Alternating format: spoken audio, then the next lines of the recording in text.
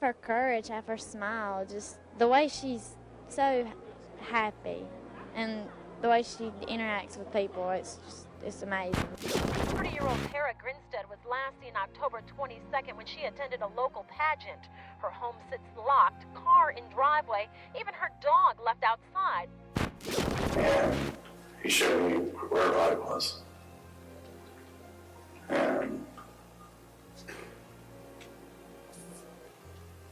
freaked out, got up.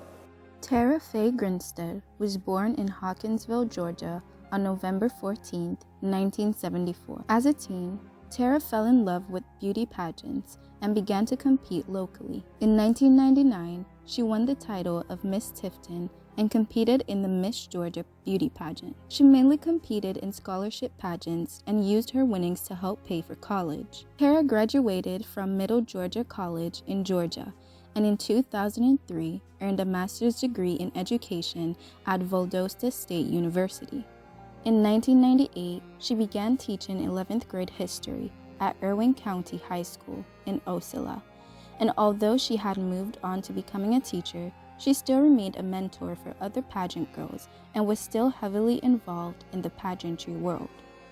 While at this school, Tara moved from being a teacher to becoming the assistant principal, and was well on her way to achieving her goal of becoming a school principal herself. Her students saw her as a role model, especially young girls who also competed in pageants.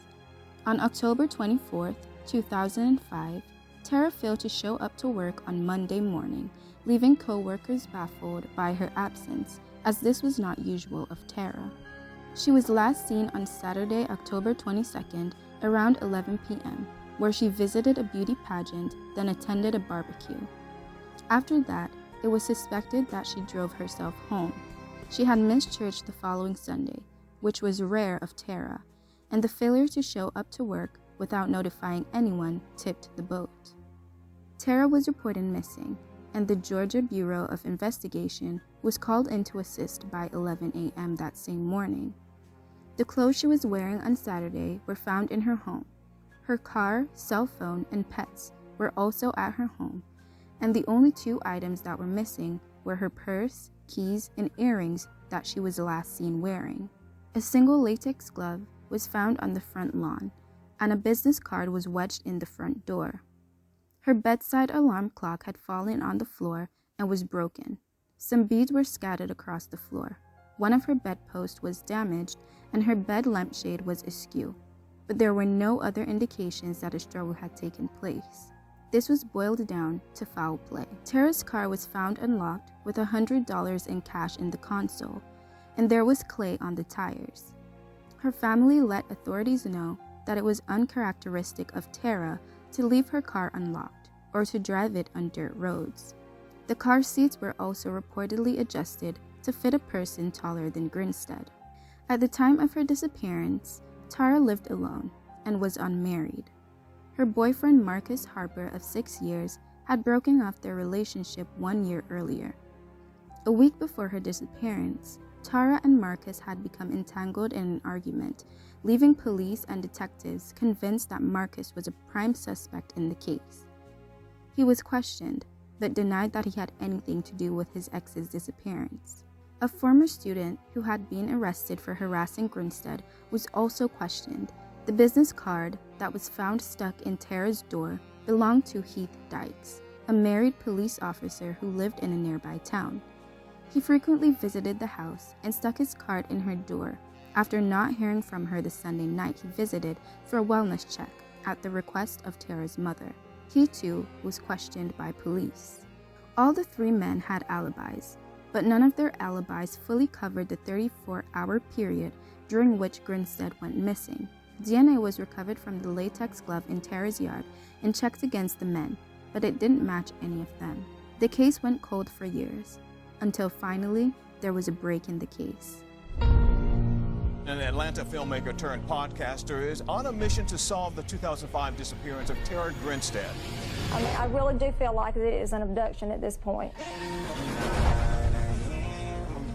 He said that he could not live with himself anymore, that he knew what happened to Tara. whoever burned the house knew that this was going to destroy evidence. You know, there was a side of Tara that I didn't know. They found 5 bones and a pair of panties. Podcast Up and Vanish is generating new information. She told me that if she found out I was dating someone, she would commit suicide.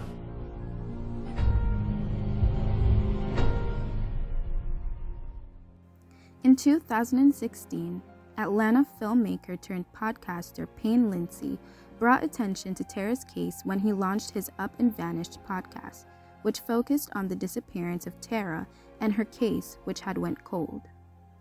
Payne wasn't only hosting the podcast, but was diving into the case headfirst, interviewing individuals and looking into the evidence provided, and even uncovering more than the GBI. The popularity of the podcast played a part in the arrest of Bo Dukes and Ryan Duke, who aren't related but were former students at the Irwin County High School. Ryan and Bo were arrested in February of 2017, but prior to their arrest, a friend of Bo Dukes, John McCullough, reached out to the GBI about a conversation he had with Bo in 2006, but had brushed it off because Bo had been drunk at the time. Before the suspects are apprehended in 2017, let's go back to 2016, when John McCullough, a former Army buddy of Bo Dukes, reaches out to investigators about a conversation he had with Dukes in 2006, something that until this time he seemingly disregarded as Dukes just being drunk at the time. A recorded call between McCullough and GBI agent Jason Shadell is released to the public. He's like, do you remember, that sign that was in town? And I was like, yeah. It's like the one that I'd asked him about, because I was like, man, that's a pretty lady. I was like, that's kind of shitty. Because I noticed, that it said, hey, missing person, all this other stuff. And he was like, well, I know what happened to her. In this shocking twist, Dukes claimed his friend murdered Tara, and then he helped to clean up the evidence by burning her body on his family's pecan orchard. He was like, it takes over 1,200 degrees to burn human bones. And he said that a couple of times, prior to whenever he's sitting there, telling me this story, and I never paid no mind. I didn't know what the hell he was talking about, Agent Shadell, who had been on the phone with John McCullough, then proceeded to question Bo Dukes about the conversation he shared with his friend in 2006. Dukes denied the whole thing. He was pretty adamant that, you had made some comments regarding, burning a body, and, now you understand why I have to talk to you, it's just one of those things that... No. I remember it was in the news big and all, but no. Well, but we have to ask the question. I understand. So you didn't help anybody, burn her body, get rid of her, or any of that good stuff? No. However, on February 21st, 2017, he sat down with Agent Shadell, admitting that he wasn't straightforward with him and he was holding something back. And he showed me where her body was. And freaked out, got up, asked him what the hell had happened. He told me that he had gone to her house that night,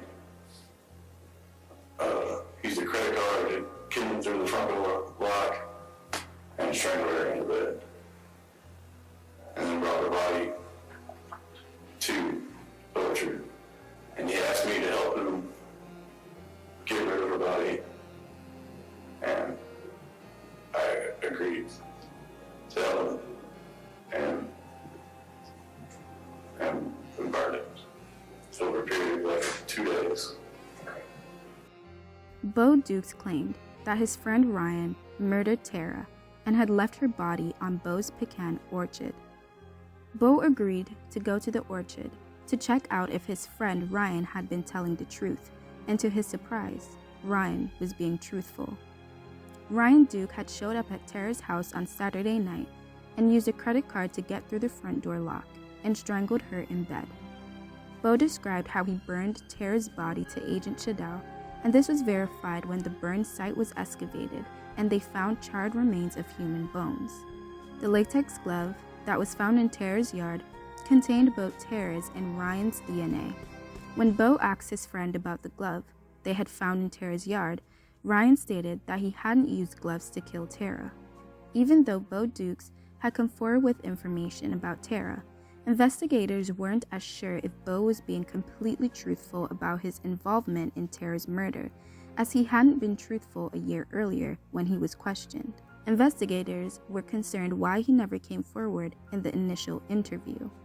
Ryan Duke claimed that he had broke into Tara's home to steal money for drugs, then killed her when she caught him, but investigators weren't so sure if they believed this. There was no sign of forced entry. Suspicions also rose among authorities when Bo claimed that when he was carried to Tara's dead body, she wasn't clothed or covered with anything. She was completely naked. According to Dukes, Ryan did not sexually assault Tara. Ryan Duke had no particular motive to kill Tara, and investigators start to question why. The possibility that Ryan did not kill Tara stemmed from Ryan's lack of motive to kill. Ryan's attorneys argued that Ryan falsely confessed to authorities because he was under the influence of drugs. Ryan's attorneys also argued that he did not kill Tara and that he was afraid of Bo. Many people believe that Bo Dukes could be the real killer, and this could be supported by a story Payne Lindsay was told while investigating for his podcast. Years ago, his brother picked up what he thought was Ryan Duke from a bar in Ocilla, and this man told him that one time he blacked out and he thought that he killed somebody. And something about that story just rings true to me. A lot of people are under speculation that Bo Dukes committed the crime and suggested to Ryan that he had done the crime instead.